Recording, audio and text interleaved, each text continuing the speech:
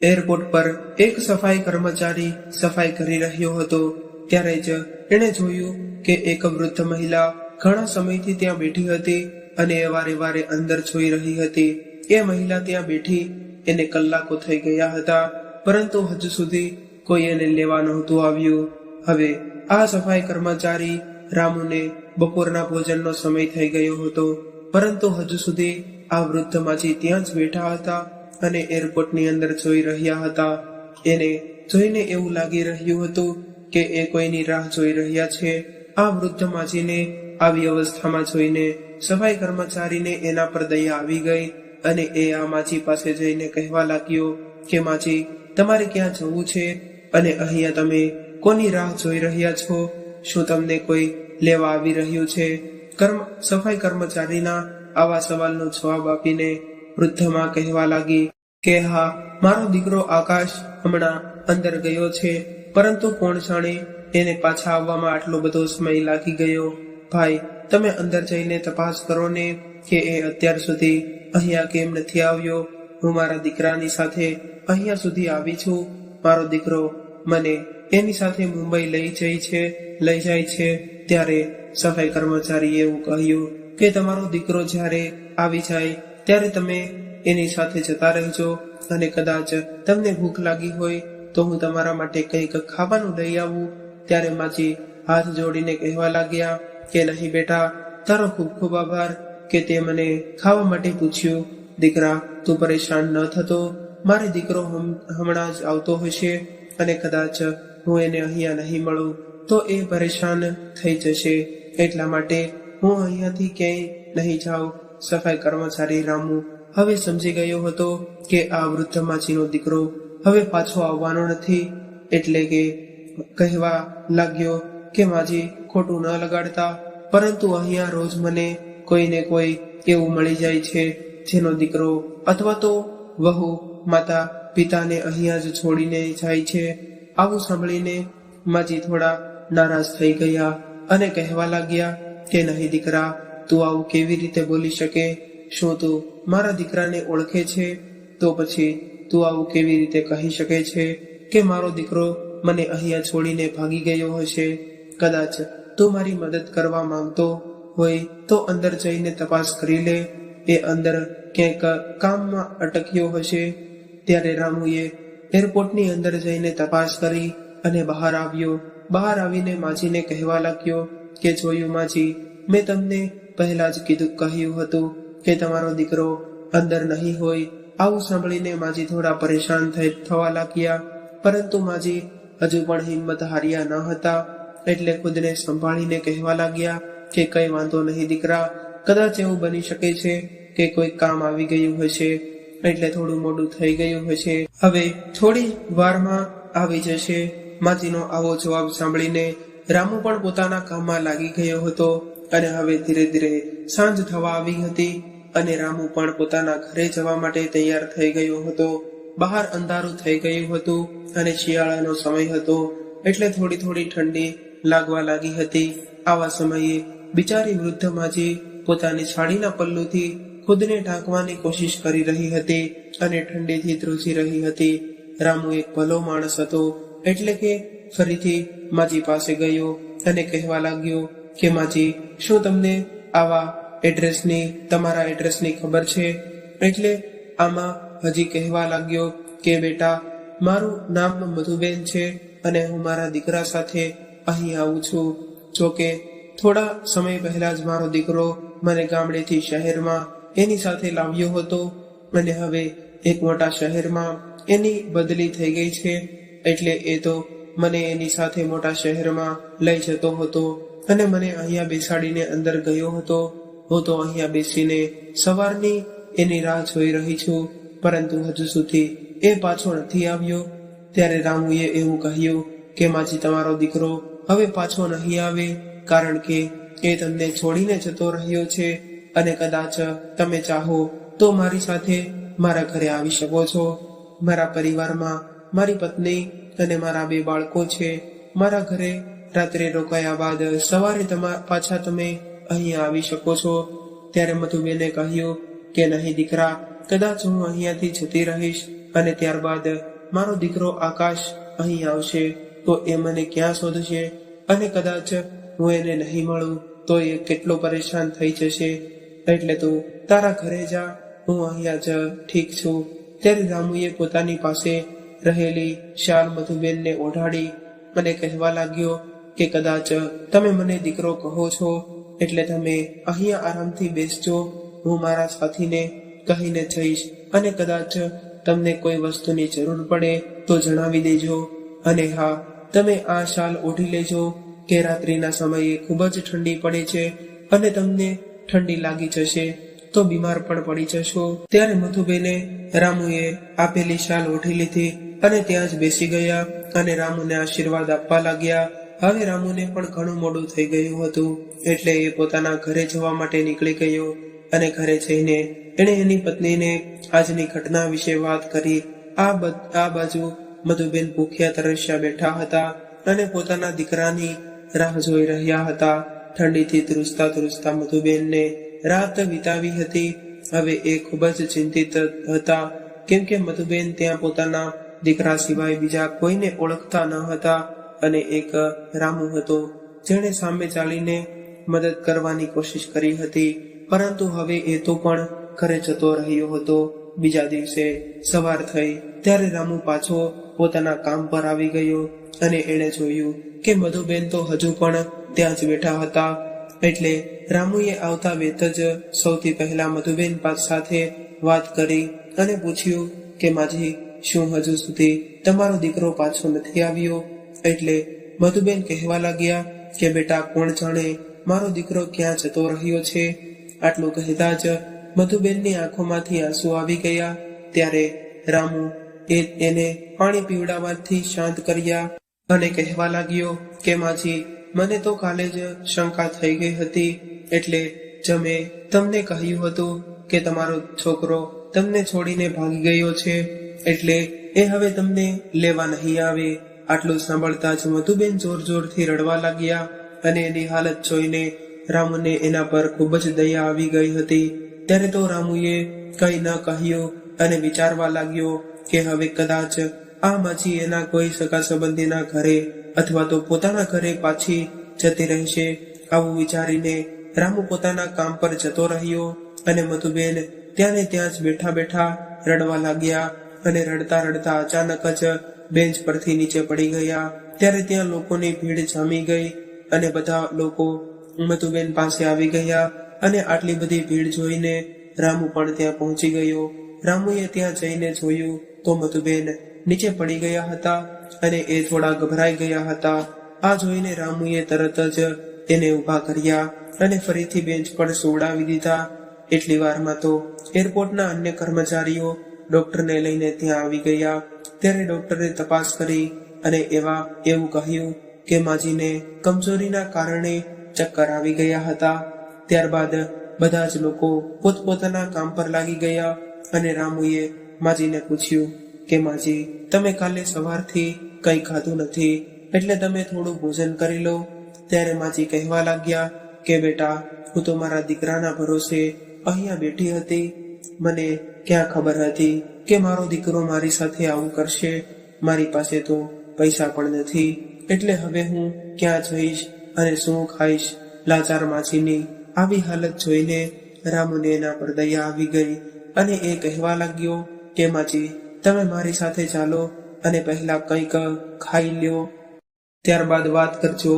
માજી રામુને લઈને કેન્ટીનમાં ગયો અને એના માટે ભોજન મંગાવ્યું. અને વાતમાં રામુએ જાણવાની કોશિશ કરી અને કહેવા લાગ્યો કે માજી, તમે ક્યાંના અહીંયા બેઠા હતા અને હવે તો તમને ખબર પડી ગઈ છે કે તમારો દીકરો તમને લેવા નહીં આવે, તો પછી તમે તમારા ઘરે પાછા કેમ નથી જઈ રહ્યા?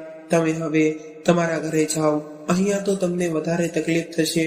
ત્યારે માજી કહેવા લાગ્યા કે બેટા, હવે હું જાઉં તો ક્યાં જાઉં? મારા દીકરાએ તો મને ક્યાંય નથી છોડી, કેમ કે મારો દીકરો વિદેશ જતા પહેલા ગામડામાં આવ્યો હતો અને એણે કહ્યું હતું કે હું તમને અહીંયા મારી માટે સાથે લઈ જવાનો છું અને હવે અહીંયા પાછું નથી આવવાનું, એટલે આપણું ઘર વેચતા જઈએ.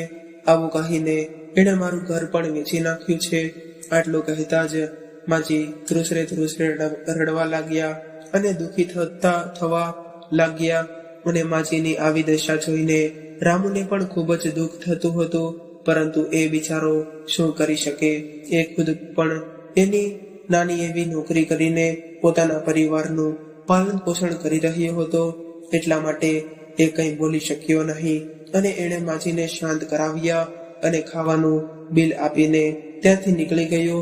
સાંજે જ્યારે રામુ પોતાના કામ પરથી ઘરે જવા નીકળ્યો હતો, ત્યારે એણે જોયું કે એરપોર્ટની બહાર ફૂટપાથ પર એક વૃદ્ધ માજી બેઠા છે અને એની પાસે કૂતરા ભસી રહ્યા હતા.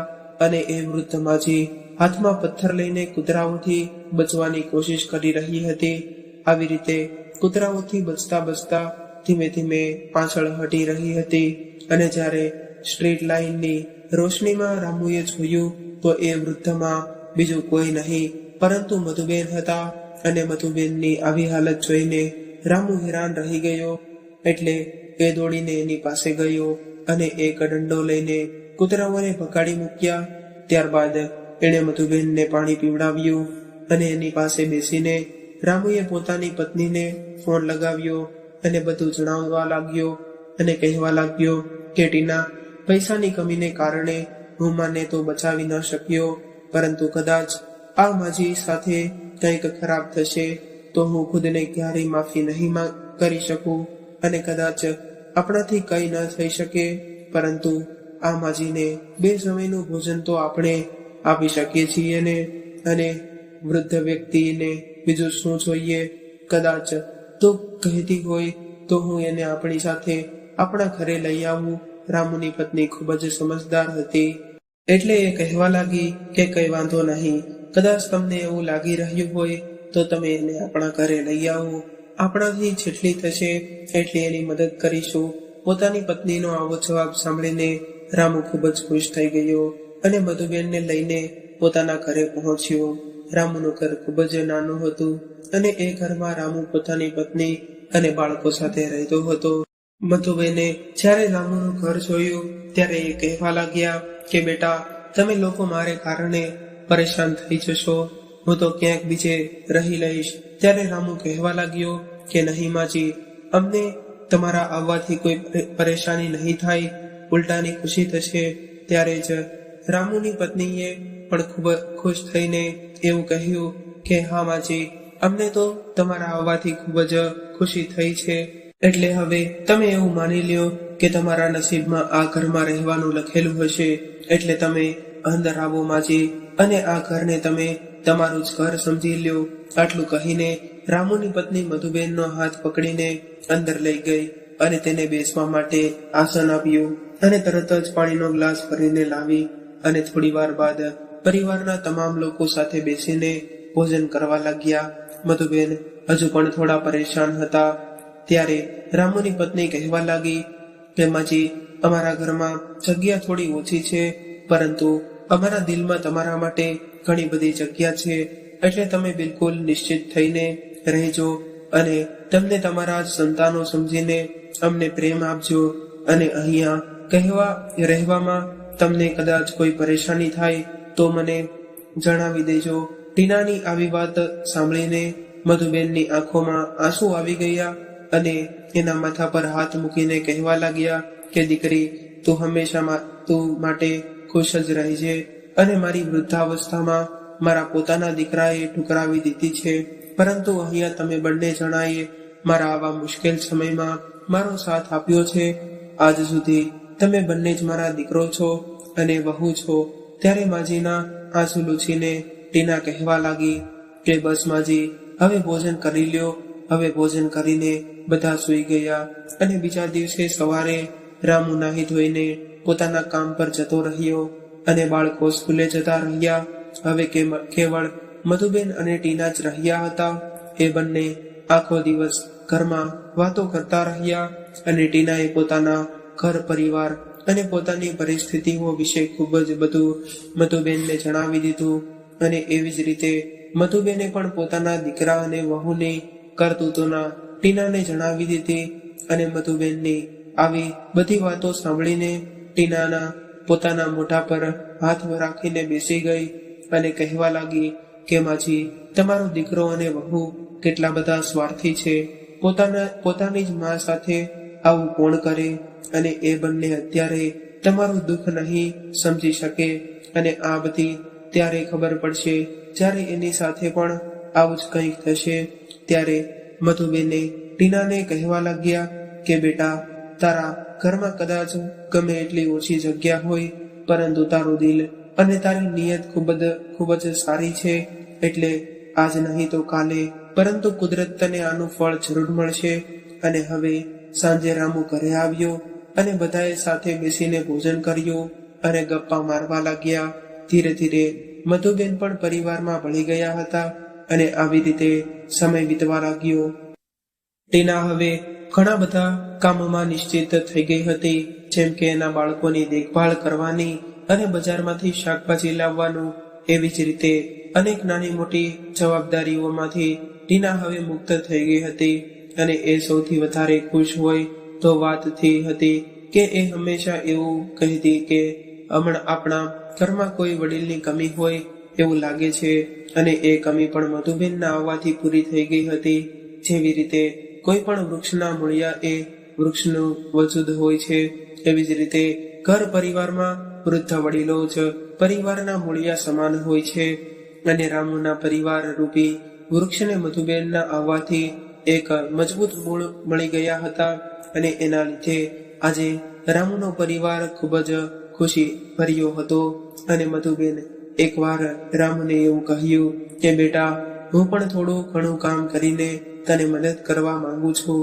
ત્યારે રામુએ ચોખ્ખી ના પાડી દીધી અને એવું કહેવા લાગ્યો કે માં, હજુ મારા એટલા બધા ખરાબ દિવસો નથી આવ્યા કે હું તમારી પાસે કામ કરાવું.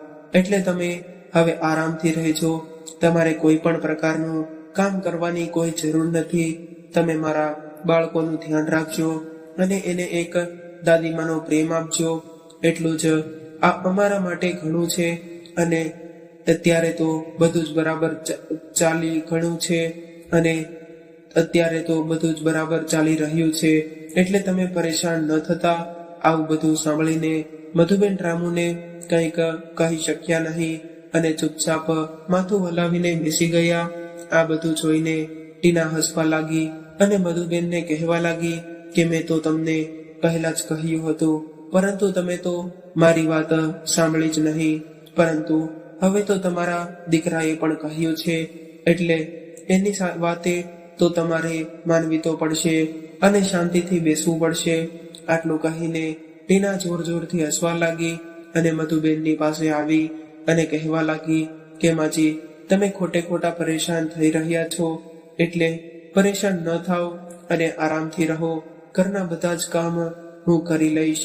આટલું કહીને ટીના રસોડામાં ગઈ અને સ્વાદિષ્ટ નાસ્તો બનાવીને બહાર લાવી અને નાસ્તો કરીને રામુ બાળકો સ્કૂલે ગયા અને ટીના ઘરના કામોમાં લાગી ગઈ. ત્યારે જ મધુબેને કહ્યું કે ટીના, હું શાકભાજી લેતી આવું, મને થેલો આપ. ત્યારબાદ મધુબેન થેલો લઈને શાકભાજી ખરીદવા માટે નીકળી ગયા. અને જ્યારે એ શાકભાજી ખરીદીને પાછા આવી રહ્યા હતા, ત્યારે હાથમાં નાનું એવું માઇક લઈને એક વ્યક્તિ લોટરીની ટિકિટ વેચી રહ્યો હતો. અને એ ટિકિટની કિંમત 1 રૂપિયો હતી અને લોટરીની કિંમત 10 કરોડ રૂપિયા હતી. અત્યારે કોણ જાણે મધુબેનના મનમાં શું આવ્યું કે એમણે 1 રૂપિયાની એક ટિકિટ ખરીદી અને એ ઘરે લઈ ગયા. અને ઘરે આવીને એમણે શાકભાજી ટીનાને આપી. અને ટીના જ્યારે ઘરના કામોમાંથી ફ્રી થઈને બેઠી હતી, ત્યારે મધુબેને લોટરી ટિકિટ સંભાળીને મૂકી દેજે, કોણ જાણે આપણું નસીબ ક્યારે ખુલી જાય. ત્યારે ટીના કહેવા લાગી કે માં, આ તમે શું લઈ આવ્યા છો? આ બધી ખોટી વાતો હોય છે. મેં તો આજ સુધી કોઈને લોટરી લાગી હોય એવું જોયું જ નથી. ચાલો, કંઈ વાંધો નહીં, ફક્ત 1 રૂપિયાની ટિકિટ છે અને તમે લાવ્યા છો, એટલે હું આને મૂકી દઉં છું.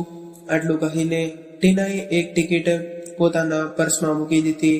અને કેમ કે 2 મહિના બાદ એ ટિકિટોના વિજેતાની ઘોષણા કરવાની હતી અને ટિકિટ વેચવા વાળા વ્યક્તિએ કહ્યું હતું કે માજી, તમે 2 મહિના બાદ ટીવીમાં આ ચેનલ પર આ દિવસે જોઈ લેજો, ત્યારે આ ટિકિટના વિજેતાની ઘોષણા કરવામાં આવશે અને તમે તમારી ટિકિટ સંભાળીને રાખજો, કેમ કે જે વ્યક્તિ વિજેતા થશે અને એના આ ટિકિટ લઈને એમાં જણાવવામાં આવશે એ એડ્રેસ પર જવું પડશે. કદાચ તમારો નંબર આવી જશે તો તમારે આ ટિકિટ લઈને જણાવેલા એડ્રેસ પર જવું પડશે. આજે મધુબેને 2 મહિના બાદ ટીના પાસેથી લોટરીની ટિકિટ માંગી અને કહેવા લાગ્યા કે ટીના, આજે ખૂબ જ મહત્વનો દિવસ છે, કેમ કે આજે મેં ખરીદેલી લોટરીના ઇનામની જાહેરાત થવાની છે. અને આ ટિકિટ વિશે ટીના અને મધુબેને રામુને વાત નહોતી કરી. હવે રામુ કામ પર ગયો. ત્યારબાદ મધુબેન અને ટીના ટીવી ચાલુ કરીને ટિકિટ હાથમાં લઈને બેસી ગયા અને હવે લોટરીના વિજેતાની જાહેરાત કરવાનો સમય હતો. એટલે ટીના અને મધુબેન ખૂબ જ આશાભરી નજરે ટીવી સામે જોઈ રહ્યા હતા અને લોટરીનો ઇનામ હતો કે તે પહેલા વિજેતાને 10 કરોડ રૂપિયા, બીજા વિજેતાને 5 કરોડ રૂપિયા અને ત્રીજા વિજેતાને 50 લાખ રૂપિયાનું ઇનામ મળવાનું હતું. હવે મધુબેન અને ટીના હાથ જોડીને બેઠા હતા અને બંને ઈશ્વરનું નામ લઈને પ્રાર્થના કરી રહ્યા હતા.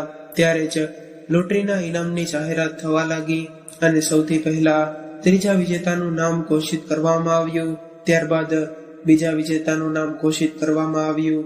આ બંને વિજેતામાં મધુબેનના નંબરની ટિકિટ ન નીકળી, પરંતુ હજુ એક મોકો બાકી હતો અને એ બંને ટીવી પર નજર લગાવીને બેઠા હતા. જ્યારે ત્રીજા વિજેતાનો નંબર ઘોષિત કરવામાં આવ્યો ત્યારે મધુબેન અને ટીના પોતાના માથા પર હાથ રાખીને બેસી ગયા, કેમ કે ત્રીજા નંબરની ટિકિટ એટલે કે જે પહેલા વિજેતા હતો એને 10 કરોડ રૂપિયા મળવાના હતા, એ વિજેતા પણ કોઈ બીજું નીકળ્યું. ટિકિટનો નંબર કંઈક બીજો હતો. મધુબેન પાસે જે ટિકિટ હતી એના નંબર એનાથી અલગ હતા. ત્યારે જ ટીના અને મધુબેનને ગુસ્સો કરીને ટિકિટ ફાડીને ટીવી સામેથી ઊભા થવા લાગ્યા.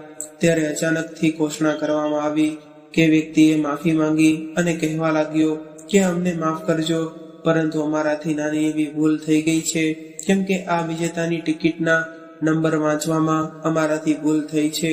આવું કહીને એન્કરે પ્રથમ વિજેતાની ટિકિટનો નંબર ઘોષિત કર્યો અને જ્યારે ટીના અને મધુબેને જોયું તો તેની આંખો ફાટી ગઈ, કેમ કે મધુબેને જે ટિકિટ લઈને આવ્યા હતા એ જ નંબર પ્રથમ વિજેતાનો આવ્યો હતો.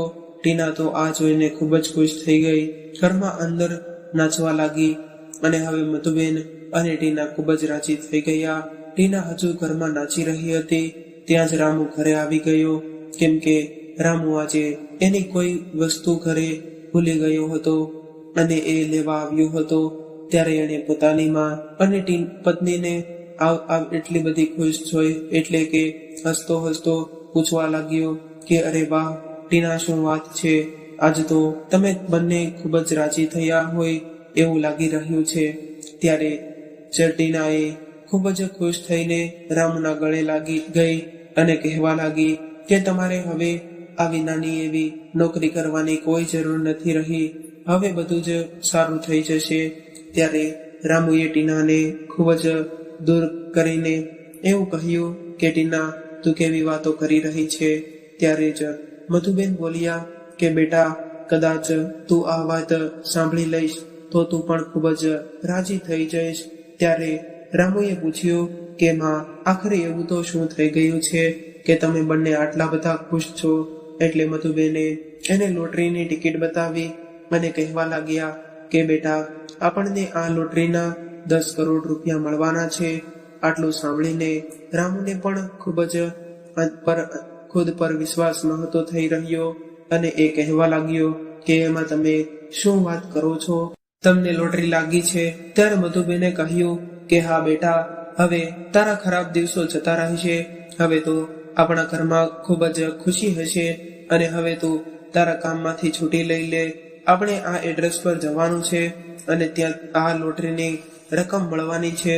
ત્યારબાદ રામુએ ફોન કરીને છુટ્ટી લઈ લીધી અને મધુબેનને લઈને એ એડ્રેસ પર પહોંચી ગયો જ્યાં લોટરીની રકમ મળવાની હતી. લોટરીની રકમ ઘણી મોટી હતી એટલે ન્યૂઝ પર બતાવી રહ્યા હતા અને પ્રથમ, બીજા અને ત્રીજા વિજેતા પણ ત્યાં ઉપસ્થિત હતા અને ત્રણેયને એક પછી એક ઇનામની રકમ આપવામાં આવી રહી હતી. એ સમયે મધુબેનનો દીકરો આકાશ મુંબઈમાં રહેતો હતો, પરંતુ એ પોતાના શહેરના હાલચાલ જાણવા માટે ઓનલાઈન ન્યૂઝ જોઈ રહ્યો હતો. અને આજે જ્યારે એ સમાચાર જોઈ રહ્યો હતો ત્યારે એ પોતાના માને જોઈને ચોંકી ગયો. અને જ્યારે એને ખબર પડી કે મારી માં હવે 10 કરોડ રૂપિયાની માલિક બની ગઈ છે, એટલે કે એ ખૂબ જ ખુશ થઈ ગયો અને ફરીથી પોતાની માને લૂંટવાના ઈરાદાથી એ પોતાના શહેરમાં આવવા માટે નીકળી ગયો. પરંતુ એ ક્યાં જાય એને તો એ પણ ખબર ન હતી કે મારી માં ક્યાં રહે છે. એણે એરપોર્ટ પર કર્મચારીઓને પૂછ્યું ત્યારે એને રામુના ઘર વિશે ખબર પડી. એટલે એ રામુના ઘરે પહોંચી ગયો. પરંતુ રામુ અને એનો પરિવાર તો હવે એક ખૂબ જ મોટું ઘર ખરીદીને બીજી જગ્યાએ રહેવા જતા રહ્યા હતા. જ્યારે મધુબેનનો દીકરો રામુના જૂના ઘરે પહોંચ્યો અને જોયું તો ત્યાં તાળું લાગેલું હતું. એટલે એણે પાડોશીઓને પૂછ્યું ત્યારે ખબર પડી કે રામુ અને તેનો પરિવાર એક હાઈફાઈ સોસાયટીમાં રહે છે, કેમ કે એણે હવે પોતાનું મોટું ઘર મકાન ખરીદી લીધું છે. હવે પાડોશીઓ પાસેથી એડ્રેસ લઈને મધુબેનનો દીકરો રામુના નવા ઘરે પહોંચી ગયો. ત્યાં જઈને જોયું તો દરવાજા પર એક ચોકીદાર બેઠો હતો. એટલે કે ચોકીદારને કહેવા લાગ્યો કે ભાઈ, આ ઘરમાં મધુબેન નામની મહિલા રહે છે, એ મારી માં છે, એટલે તમે અંદર જઈને વાત કરો કે તમારો દીકરો આકાશ તમને મળવા આવ્યો છે, અથવા તો તમે મને અંદર જવા દો. ત્યારે ચોકીદારે એને ત્યાં જ રોકી દીધો અને કહેવા લાગ્યા કે હું ફોન કરીને જાણી લઉં છું. આવું કહીને ચોકીદારે મધુબેનને ફોન કર્યો અને પૂછવા લાગ્યો કે માજી, બહાર એક યુવાન આવ્યો છે અને એ એવું કહે છે કે એ તમારો દીકરો છે, એનું નામ આકાશ છે, એ તમને મળવા આવે છે. ચોકીદારની આવી વાત સાંભળીને મધુબેનને ગુસ્સે થઈને એવું કહેવા લાગ્યા કે એ મારો કોઈ દીકરો નથી, મારો દીકરો તો મારી સાથે રહે છે, એટલે એને એવું કહી દો કે અહીંથી નીકળી જાય, હવે મારે એની સાથે કોઈ સંબંધ નથી રહ્યો. મધુબેને આવું કહ્યું એટલે ચોકીદારે આકાશને ત્યાં જ રોકી દીધો. એટલે આકાશ મનમાં ને મનમાં વિચારવા લાગ્યો કે કેવી રીતે હું મારી માં સાથે મુલાકાત કરી શકું અને કેવી રીતે હું મારી માને મનાવી શકું, કેમ કે અત્યાર સુધી એ એટલું તો સમજી ગયો હતો કે મારી માં મારાથી ખૂબ જ નારાજ છે અને એને મનાવવા માટે મારે કંઈક કરવું પડશે. અને એટલા માટે આકાશે એક પ્લાન બનાવ્યો અને આ ચોકીદાર જ્યારે બાથરૂમ ગયો ત્યારે આકાશ છુપાઈને ઘરની અંદર ઘૂસી ગયો અને અંદર જઈને ચિલ્લાવા લાગ્યો કે માં, તમે ક્યાં છો? બહાર આવીને જુઓ તો ખરા, તમારો દીકરો તમને મળવા આવ્યો છે, હું તો તમને મળ્યો નથી. એટલે કેટલા દિવસો થઈ ગયા છે, હું તમને મળવા માટે કેટલો તરસી રહ્યો હતો. જ્યારે મધુબેન બહાર આવ્યા અને એને જોઈને આકાશ આગળ વધ્યો અને મધુબેનના ગળે લગાવવા ગયો ત્યારે મધુબેને એને ધક્કો મારીને ખુદથી દૂર કરી દીધો અને બૂમ પાડીને રામુને બોલાવ્યો. માનો અવાજ સાંભળીને રામુ પોતાના રૂમમાંથી દોડતો મધુબેન પાસે આવ્યો અને કહેવા લાગ્યો કે શું થયું માં, તમે કેમ ચિલ્લાવી રહ્યા છો? ત્યારે મધુબેને પોતાના દીકરા તરફ આંગળી ઊંચી કરીને કહ્યું કે રામુ, આ નાલાયકને આ ઘરમાંથી બહાર કાઢી મૂક, મારે આનું મોટું પણ નથી જોવું. રામુને તો કંઈ સમજાતું ન હતું કે અહીંયા શું થઈ રહ્યું છે. ત્યારે મધુબેનનો દીકરો આકાશ માં કરતો એના પગમાં પડી ગયો. એટલે રામુ સમજી ગયો અને એને ઊભો કરીને કહેવા લાગ્યો કે હવે મને સમજાઈ ગયું છે કે તું એ જ નાલાયક અને હરામખોર દીકરો છો જેણે પોતાની સગી માને તડપવા માટે એરપોર્ટમાં છોડી દીધી હતી. અને તે તો એટલું પણ ન વિચાર્યું કે તારા ગયા બાદ તારા માજી ક્યાં રહેશે, શું કરશે, એ પોતાનું જીવન કેવી રીતે જીવશે. અરે તે તો જીવતા જીવ માને મરેલી સમજી લીધી હતી, તો પછી આજે એ માની તને યાદ કેવી રીતે આવી ગઈ? તારા જેવા નાલાયક દીકરાને તો હું ખૂબ જ સારી રીતે જાણું છું અને તારા જેવા નાલાયક દીકરાને હું ખૂબ જ સારી રીતે જાણું છું અને તું અહીંયા શા માટે આવ્યો છે એ પણ હું જાણું છું. એટલે ચૂપચાપ અહીંથી નીકળી જા, નહીંતર ચોકીદારને બોલાવીને ધક્કા મારીને બહાર કાઢી મૂકીશું. રામુની આવી વાત સાંભળીને મધુબેનનો દીકરો આકાશ પોતાના ઘરની હાથથી નસ પર ચાકુ રાખીને કહેવા લાગ્યો કે માં, કદાચ તમે મને માફ નહીં કરો તો હું મારો જીવ આપી દઈશ. ત્યારે મધુબેન આકાશ તરફ જોઈને કહેવા લાગ્યા કે આકાશ, તારા જેવા સ્વાર્થી દીકરાઓ ક્યારેય પોતાના જીવ ન આપે, પરંતુ બીજાનો જીવ લઈ લે છે. હું ખૂબ જ સારી રીતે જાણું છું કે તું આ બધું નાટક શા માટે કરી રહ્યો છો. ત્યારે આકાશે પોતાની ગરદન પર ચાકુ રાખીને એવું કહ્યું કે માં, હું તમારો જ દીકરો છું અને તમારી સાથે જ રહીશ, અને કદાચ તમે આજે નહીં માનો તો હું આત્મહત્યા કરી લઈશ અને તમને મારી હત્યાના કેસમાં ફસાવી દઈશ. એટલે મને પણ અહીંયા તમારી સાથે રાખજો, નહીંતર તમને ઇનામના પૈસા મળ્યા છે એ પૈસા મને આપી દો, એટલે હું અહીંથી નીકળી જઈશ. આવું સાંભળીને રામુએ એને ધક્કો મારીને બહાર કાઢવાની કોશિશ કરી.